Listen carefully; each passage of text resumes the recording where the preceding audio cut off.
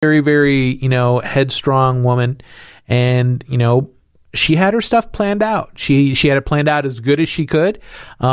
She took that time before and was able to travel and everything before she went into assisted living and things like that.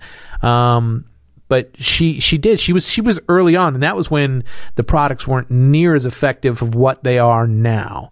And we, as a group of 9 kids, would say things like, no matter what you have, you're not going to.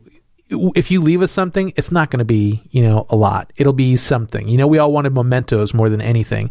So we said, just take your money and do what you need to do with it. Don't worry about anything for us. Your family dynamic is not very different from a lot of people that I deal with, where the children really want mom and dad to be taken care of and to do it in a way that's comfortable for them and not worry about them. Now, granted, I'm painting a pretty broad brush right here, so I'm sure there are some people that are like, yeah, Mom, don't spend that money. I could really use it. Oh, yeah, of course. But, the vast majority of people want their parents to enjoy the latter years of their life and do it in comfort and do it in a way that's good for them. I think, giving, and really what we're talking about is giving people and letting people have options. And it's really all about having options. You either have them or you don't. And the more options you have, the more that you're able to then enjoy life the way that you intended. That's good. Oh, man, that's a great way to look at it, and that peace of mind helps you sleep too. You know what I mean? For everybody involved. Oh gosh, I'll tell you what. There's been many a nights that I've tossed and turned, and wish I had some sort of peace of mind on whatever the situation is. That's one less thing on your plate, man. It's huge.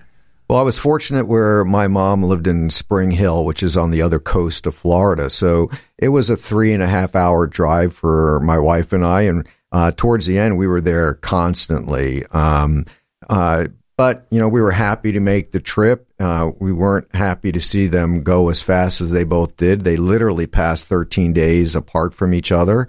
But, they, even though they passed very quickly at the end, they lived the life the way they wanted to. And I guess I'm happy for them that they were able to spend the time together in their own home. Although I do think there are things they could have done differently, and I think they could have enjoyed life a little bit better. And I think that's the one lesson that I bring to every client I'm talking to is my parents didn't leave themselves options that were out there, including tax-free money for veterans, because my dad was a veteran who served in the Korean War and had this veterans option that was available and didn't even want to deal with it. So is it because he didn't know about it or he just avoided it? I didn't really know it was available to him until just a short while ago, a little bit over a year ago. And so, he didn't know it was available and I didn't know it was available to him. But I have a feeling even if I did know it was available to him, he wouldn't have wanted to talk about it. He was just that kind of person. He was like, I'm good. He didn't want anybody fussing over him, even though he was wheelchair bound and he needed assistance to do a number of things. He hated it. He hated the fact that, he needed assistance, and to ask for help was just not in his DNA. That's that generation, Absolutely. And having strong parents, in that generation, like I totally see it myself. Like I'll be fine. I can take care of it. Whatever. Unfortunately, there's certain things you can't take care of. Right. I've been doing comprehensive financial planning since 2011 in Jacksonville, but it wasn't until 2018 when I went through that experience with my mom and dad that I actually became heavily focused in the dementia long-term care aspect. What's interesting is a lot of people think long-term care, I only need to plan for a year or two of that, maybe 3. But the reality is that dementia-related illnesses are now becoming the biggest leader in expense for long-term care. In fact, they're about 19 times more expensive than traditional long-term care.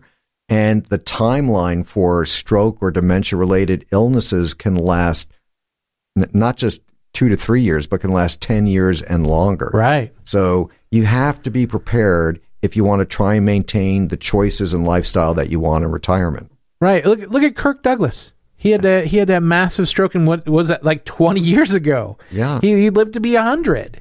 Yeah, I think he was 102 or something. Yeah, 102. And he had that stroke probably in his, early 90s at least. Yeah, I don't know the details, but I do know he lived for quite a long time. And not everybody has Kirk Douglas money. No, I don't think so. So you can help people too with your book, Tax-Free Money for Long-Term Care. How else can people get a hold of you too? So they can go to our website, argallus.com, ARGALLUS.com, or they can call our toll-free number, 833-274-2558. Well, I'll tell you what, Rick, this has been an absolute pleasure. We should do this again sometime, and everybody get a free copy of Rick's book. Thanks for listening to Planning for the Future, the podcast. To get a free copy of Rick's book, call 904-800-7299. Planning for the Future is brought to you by the Elder Care Media Network and produced by thepodcastproshop.com.